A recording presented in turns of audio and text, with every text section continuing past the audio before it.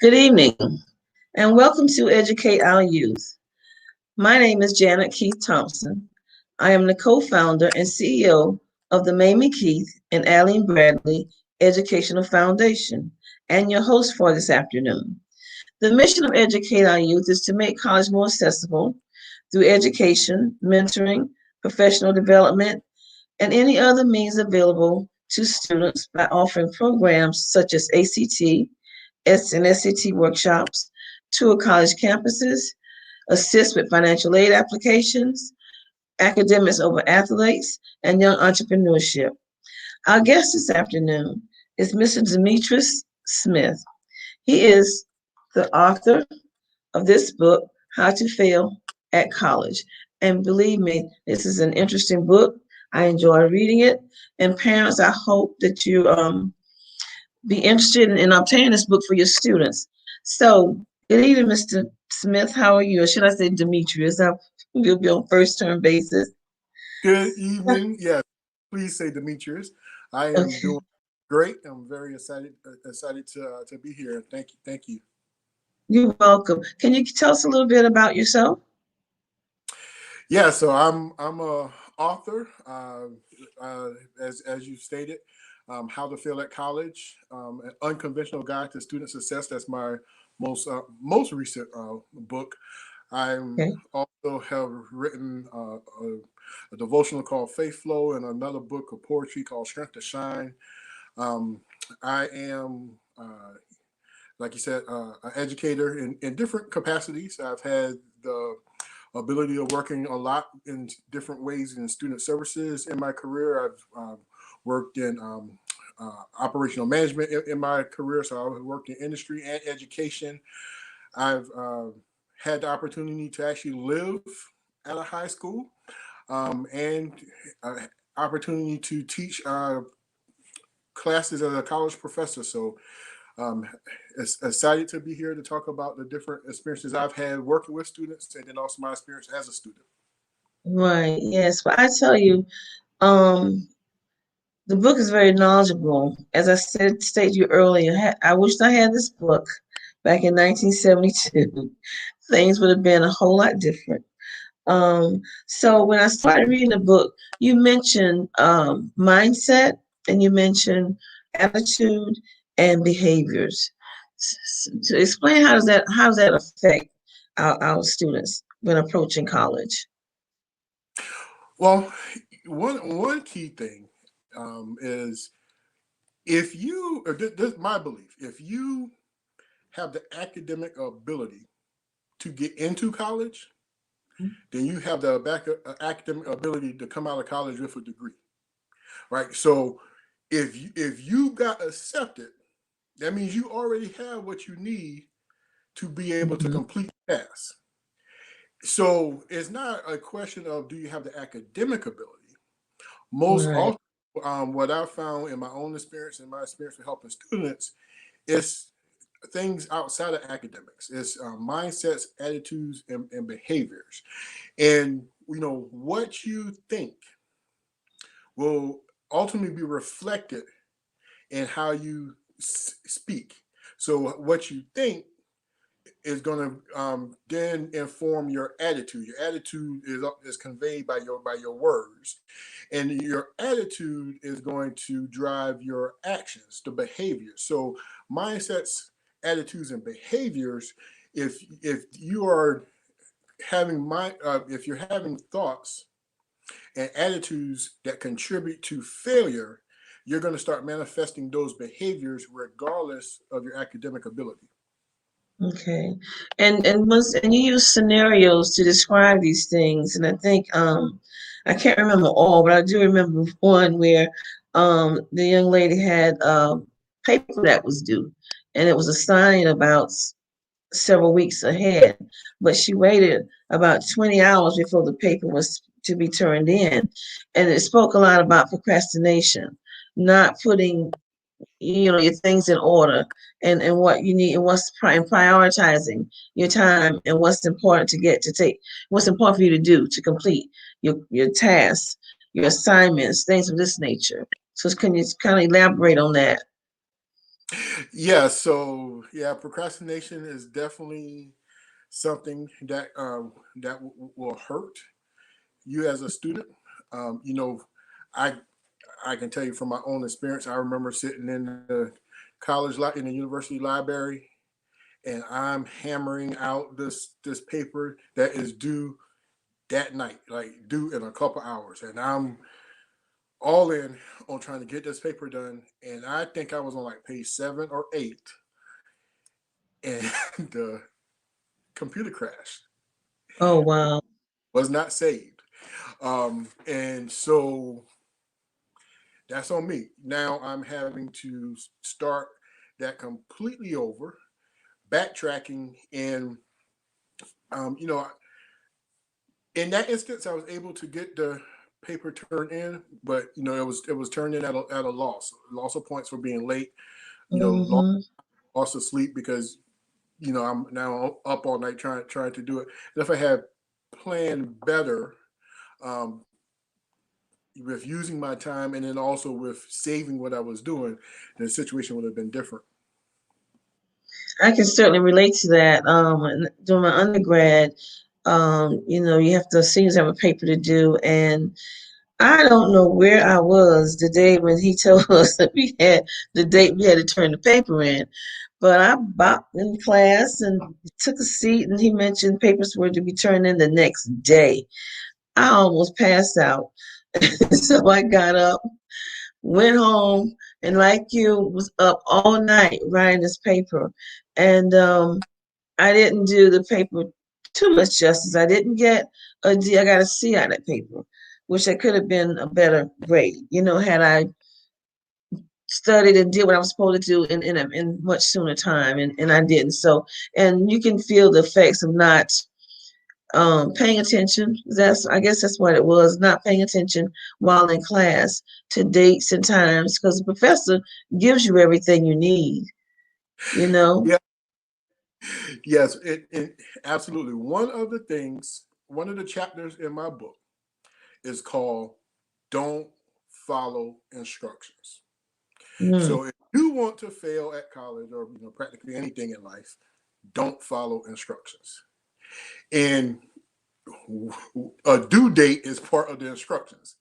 mhm. If it's due on the 5th day of the month, that is an instruction. So you need to prepare yourself to follow the instruction.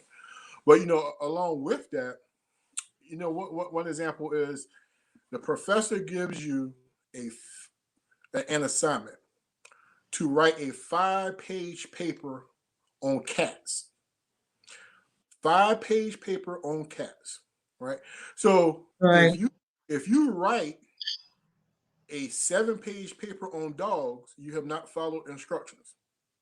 Mhm. If you write a 4-page paper on cats, you have not followed instructions. 5-page paper on cats. So it's very important to follow instructions. And I like using real life examples. So, and right now, while we're doing this, we're in the midst of the pandemic. So you know,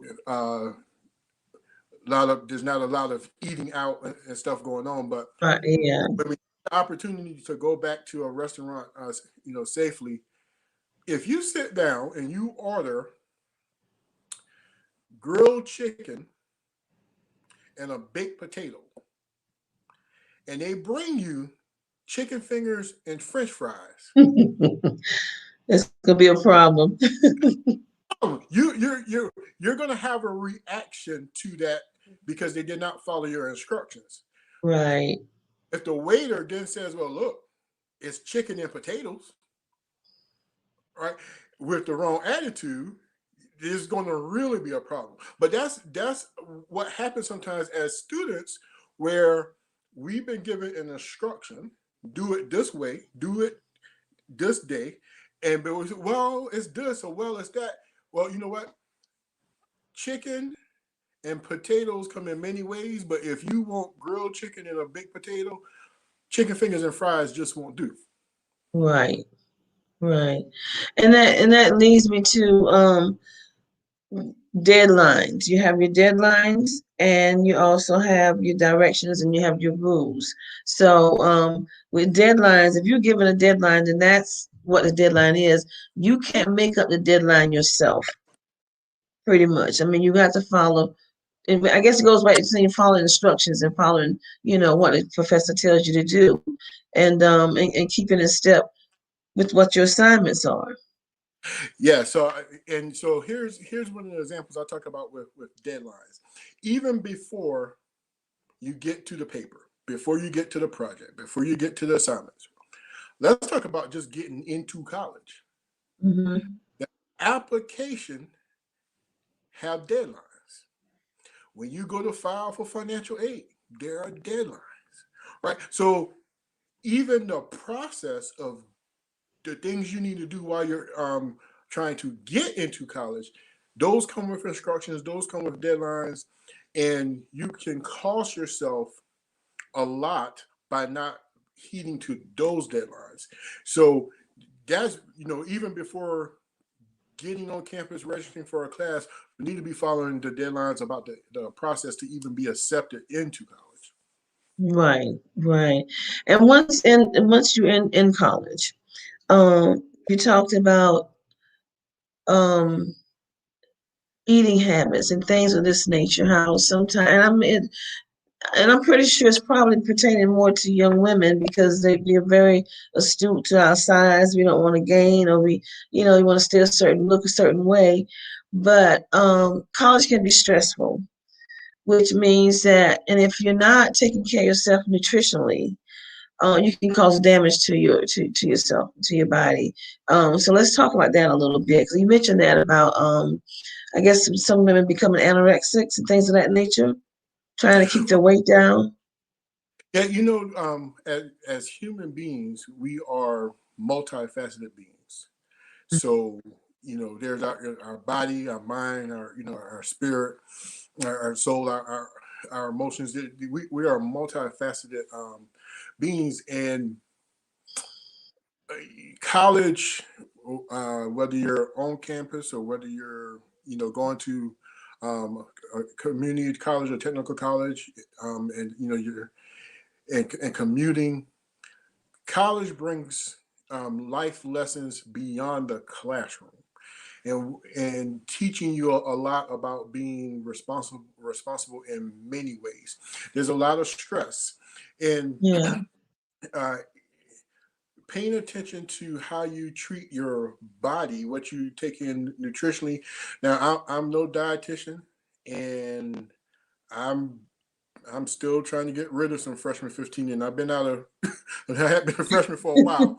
So, Right. but it's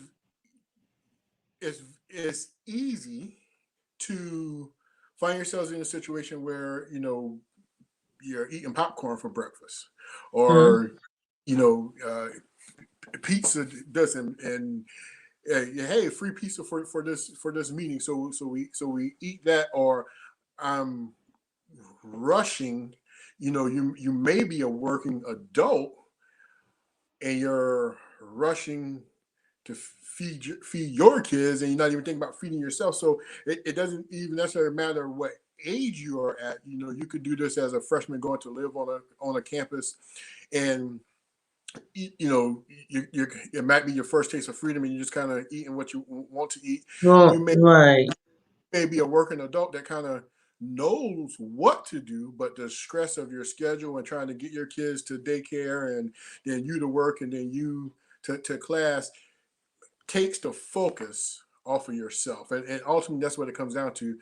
um, Caring for yourself, eating nutritionally, and that may be, like I said, I'm no dietitian, so talking to the proper professionals, dietitians, doctors, whoever that could give you the advice that's suited for you and your health history, but making sure that you prioritize taking into your body the proper nutrients that's best for you on a consistent basis. Because if you're not taking care of yourself in that way, it's going to be a whole lot harder to focus on your academics. Exactly, exactly. And you mentioned needing help. If you know, there's several departments on college campuses that can assist students, not just with nutrition, but with writing, math, whatever that it may be. Student services is there for that reason. If the student is going through some problems in the dorm or whatever, can you elaborate on the different facets on campus that would help students when they need help? Absolutely. So that is actually the first thing I talk about in terms of Mm-hmm. mindsets and attitudes that will cause you to fail. Don't ask for help. Not asking for help will cause you to fail. Mm-hmm. And there was a saying that used to be said a lot when I was in high school, and that saying was, well, when you go to college, the professors don't care; they already got theirs. It's on Yeah. you. And now the message that I think people were trying to convey was that you need to take personal responsibility, which is another chapter in the book. But Yeah. what got misconstrued in that is that element of, well, these folks don't care. Actually, they do. Your professors do care. Mm-hmm. Most of them. Now, you may Yeah. have one that just, but most of your professors care. Most of the people working at the college actually care. I mean, they sincerely care. I would have never graduated if it wasn't for me encountering people who care and that could help me through different situations I got into myself, that I needed other people to get me out of. But so that's the first thing. It's important that you know that people do care about you. I, in one of my professional capacities, I was paid to care. And there was Right. a Yeah. whole group of us. It was our job. We were paid to care. And this is why I would tell students, there are so many people on the college campus that care about you and care about your success. But we cannot read your mind and know what is going on with you. If you don't ask for help, you probably will not get it. But if you ask for help, Exactly. yeah, but if you ask for help, we will go out of our way to help Mm-hmm. you. And if we can't help you, we'll go out of our way to find somebody who can. That has happened to me as a student, and I have done that for students. People will go out of their way to help you. There are career centers on college Yes. campuses, where people can help guide you in making decisions about life after college. And I encourage people, the first day that you start college, you need to be thinking about life after college. You're not Mm-hmm. there forever. So Right. there are people employed by the college that can help you with the proper game plan and strategy for how to get on the career path that you want to be on. And if you're at college and you're not sure what that career path is, they can help you with that as well. There are uh, uh, bookstore personnel that can help you sort through Mm-hmm. whether the book and resources that you need. There are counselors. There are academic advisors. Depending on your campus, there may be residential life staff. There are so many different services that the campus offer. There are most often you will find some student health services on Yeah. campus. If you're depending on where you're at, there may be international student services. There are so many services. And here's the thing that you have to remember: if you're paying tuition, you're paying for the services. Yes, you are. Mm-hmm. So don't just get the academic part. And speaking of which, there's tutoring services. There's all kind of services that you have already paid for, and you have worked hard to get scholarships. So you're going to be working hard to pay back loans, or however it is that you're financing your education. You have already paid for the help, but you have to ask for it. It's like activating your phone or activating a new debit card. The phone can come to you, the debit card come in the mail, but if you never actually sit down and punch your neck, activate it, you can't use it. So you pay Exactly. for services, please ask for help. That's your way to activate and use the services and get help. So you're saying resources is there. You just have to ask for it and find the location of those resources. I was interested. It was a topic I read in the book, brought back some memories to me. I started out at Benedict College, and there was this nice department store called Lurie's, and so I applied for a credit card from Lurie's, right? But never received a credit card. And years later, my mother was cleaning out her trunk. The card went to my mom's house, and she never told me about that credit card. But thank God she didn't, because I would have burned it up, you know. And so I was reading an article about the T-shirt and that's on a lot of campuses where they offer certain things to students to attract them to getting credit cards. And credit cards can affect your credit at such a young age. So if you would talk about that a little bit and let the audience know that leave the credit cards alone until after you get a full-time job. Yeah, well, first I'm gonna say, well, thank God the car went to your mama's house. I'm serious. Now, in my case, I put down my campus address. So my Okay. See, I wasn't I thinking. I wish I had put down mama's address. And, because what I talked about in the book, a free Mhm. T-shirt could cost you $1,000. Right. So at the time, I think there might be some rules or regulations that have shifted a little bit now to kind of better protect students. But at the time, folks would be on campus and hey, sign up for this credit card and get a free T-shirt. And a free T-shirt, and there are many people in many communities that are not educated about finances. Right. Financially illiterate, and so Right. I was the valedictorian of my high school. Okay. So I'm not unintelligent, but I simultaneously was the valedictorian of my high school and financially illiterate. Okay. So I didn't know what I could have known or should have known at that time about credit and how it works and how it affects you in that moment, and all these moments later. Yeah. What I would tell you, before you get a credit card, get education on how to use it properly and the dangers of if you don't use it properly. Because a free T-shirt could cost you $1,000 or more. Once you start adding in interest and years interest and bad habits, if you bring in multiple credit cards. But basically, that's to say, that could be exciting, but you don't have a job.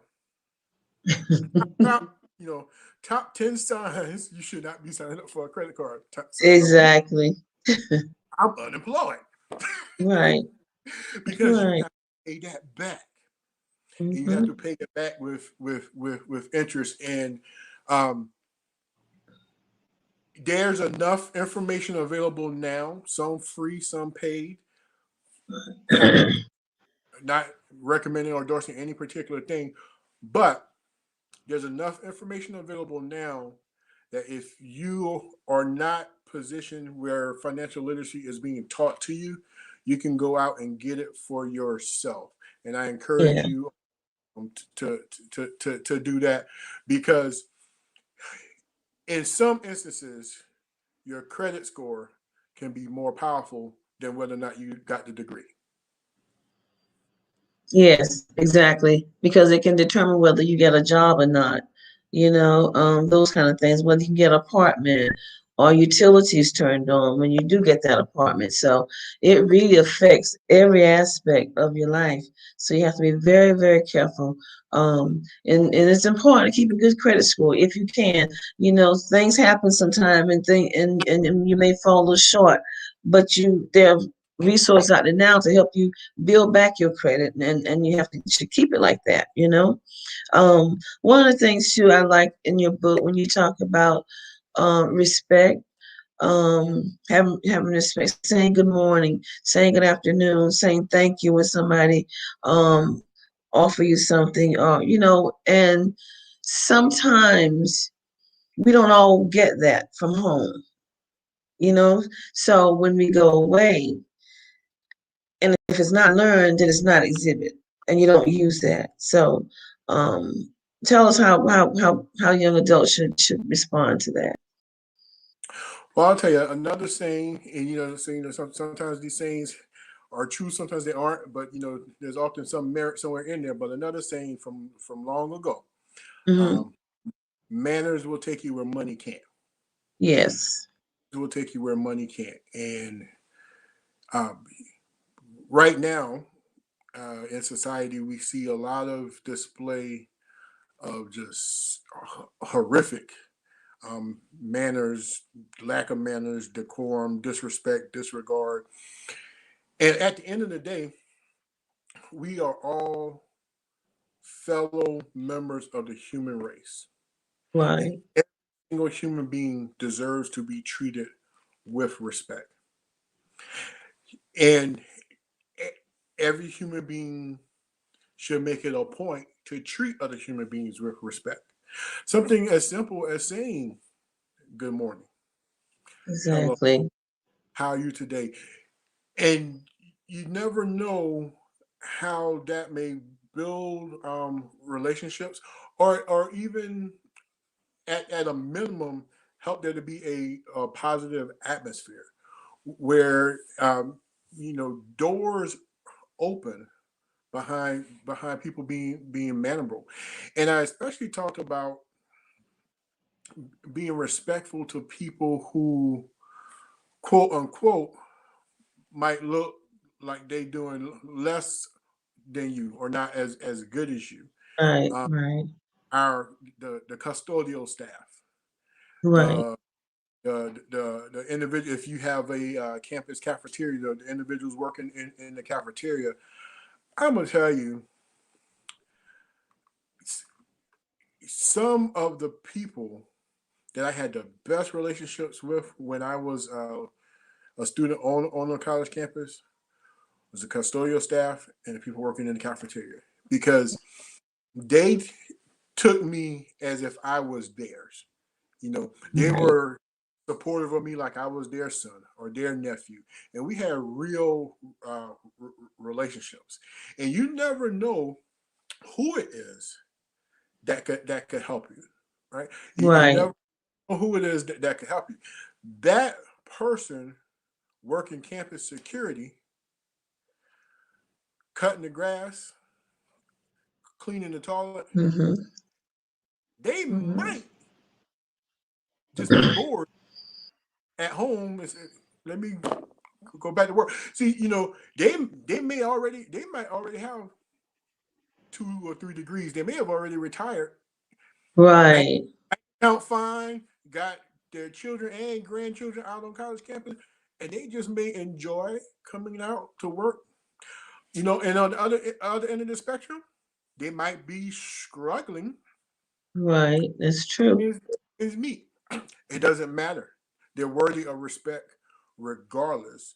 And that that's just something that we need more of in society today. Life is not all about you. We need to take time to acknowledge other people, be respectful of other people, and never assume that we're better than other people. You never know where your blessings, where your help is going to Right. come through.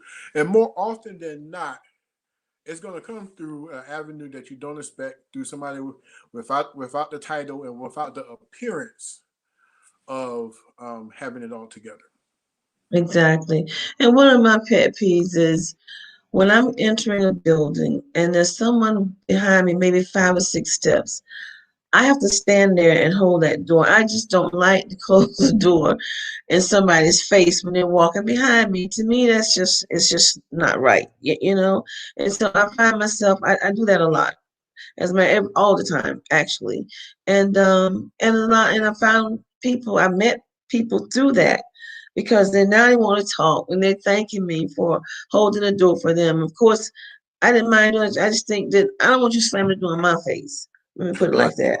You know, and I certainly don't want to slam the door in your face. And so that's something that I do constantly.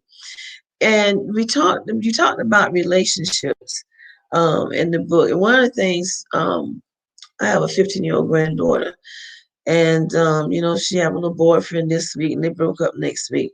And I'm telling her, look, stop concentrating on that. That should not be your focus now. Your focus should be getting out of high school and finding a college, either a college, 4-year college or 2-year college. But you got to do something after high school. But one of the things I've found that in most college campuses, a lot of times you meet your mate on college campuses. Not all the time, but there are a lot of students that does. And so falling in love on college campuses can be an asset, but it also can be a hindrance. Would you agree? I would agree. Um, you know, falling in love actually does not take a whole lot. Mhm. Staying in love, however, that's a whole nother thing. So, hey, love is great, love is Mhm. beautiful, but love also needs to be defined. You know, Mhm. what exactly is love? Because from my perspective, and I like to take the biblical perspective on it. How is love defined? Love is patient, love is kind, love doesn't you know celebrate wrong. Love isn't prideful. It's not puffed up. Wait, that didn't say anything about how you made me feel, Mhm. right? Right. And so oftentimes, especially at a younger age, when we look at love, we're looking through the lens of ourselves and us being the recipient of something. I love the way you make me feel. I love the gifts you give me. I love how you talk to me. I love how you do this. I love how you do that. Yeah. So we're looking through a lens of us receiving, where love is not. Love doesn't start with you receiving. Love starts with you giving. Giving. So, are you giving of your time? Are you giving of your patience? And the first human being that you need to fall in love with is yourself. And you don't need to Right. be prideful, but you need to take pride in yourself, and you need love yourself. Do things that are in the best interest of yourself, and then you will know how your mate should be treating you, right? If you love yourself, then you're setting the standard, setting the example for how those who would like to be in a relationship with you need to treat you. And if they're not treating you according to that standard, you know that probably isn't love. But we can do a whole nother Right. show about that.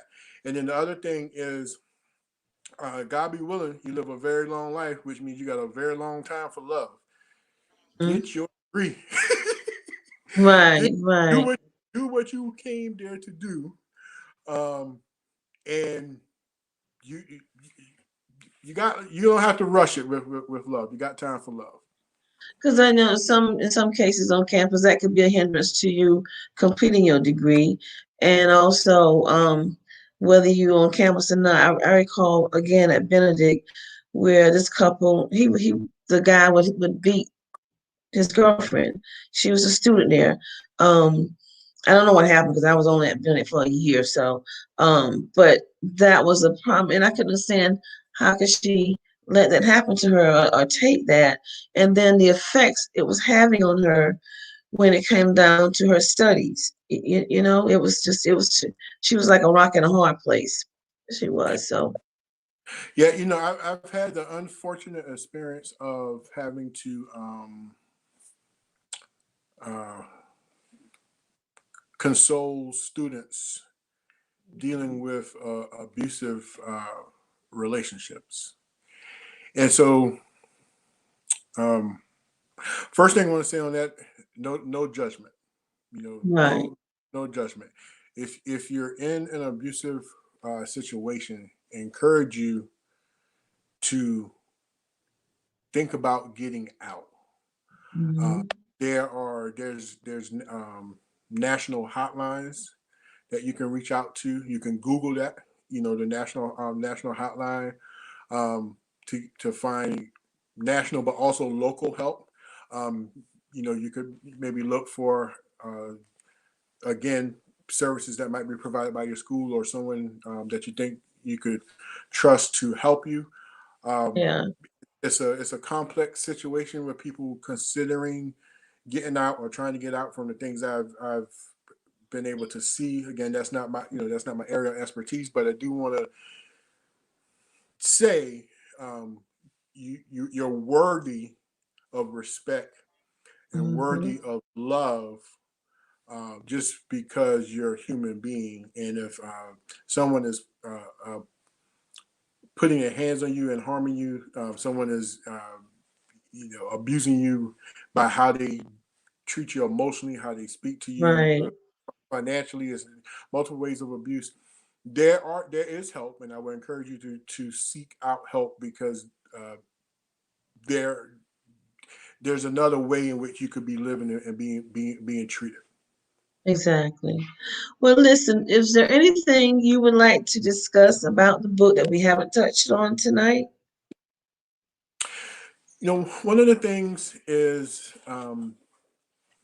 there are three questions, what I call three questions that could change your life, or in some instances three questions that could save your life. Oh yeah, yeah. And this is when you're facing decisions, right? It could be small decisions, big Right. decisions, but there's a lot of risky and reckless decisions made by college students across the board in multiple categories. So one of the things that I want to encourage you to do is just to give yourself these three questions as a resource. Question number one: what's the worst that could happen? Hmm. What's the worst that could happen? So, and there's, I guess, kind of the after school special kind of examples. Your friends want you to go out, you're going out to drink, you know, Right. um, or now you're drinking and driving. And that's not to belittle that. Those are serious things. But Right. Yes. sometimes people hear those things and they just kind of go in one ear and go out the other. Um, you know, you're considering a sexual relationship with this person or that person, or this person and that person. You know, Right. you're you know thinking about drug use, or even back to what we talk about with the food, or it could be um, you know I, instead of going to going to class, I'm gonna sit and play video games. This new game came. Right. We're going online, and I'm gonna spend a week playing games and not going to class, right? Right. The or it could be something as simple as, I'm just not going to do the work for this one assignment. So when you're making decisions, small or big, all decisions have consequences. So question number one is, what's the worst that can happen, right? Yeah. Um, and then and just to use the, let's say, the drinking and driving example. What's the worst that could happen? You can get an accident and kill somebody, or kill yourself. That has happened. But what happens most of the time when people are making decisions is they never consider that they could be the person that the worst happens to. Right. So question number 2 then is, if the worst happens, can you live with it? Mm-hmm. If the worst does happen, can you live with it? And question number 3, would it have been worth it? Yeah. So that is those 3 questions, and we'll leave with every college student about every decision that you have to make. What's the worst that could happen? If the worst actually happens, can you live with it? live with it? And then 3, would it have been worth it? Because the worst is going to happen to somebody. And I'm big on positive, on being positive. I'm Right. optimistic. But what I'm saying is, if you are making bad decisions about how you eat, you're making bad decisions about relationships, about what you take into your body, and all the different ways in which you can, whether or not to go to class, and you're making bad decisions, you position yourself to possibly be among the worst of those decisions.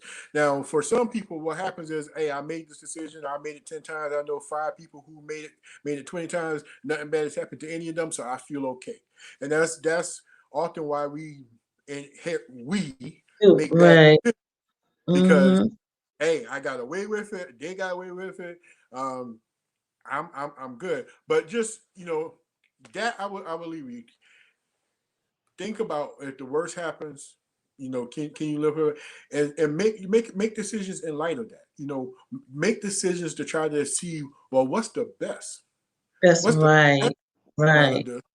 Right. And how do I position myself to get the best? Yes, Right. out of So something. with your decision making, I will leave that thought with you. Well, listen, it's been a pleasure having you on this afternoon. This book, ladies and gentlemen, How to Fail at College. It's an interesting book.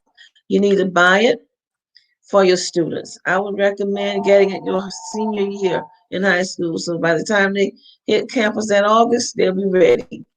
Demetrius, thank you so much for coming on. I really appreciate having you on.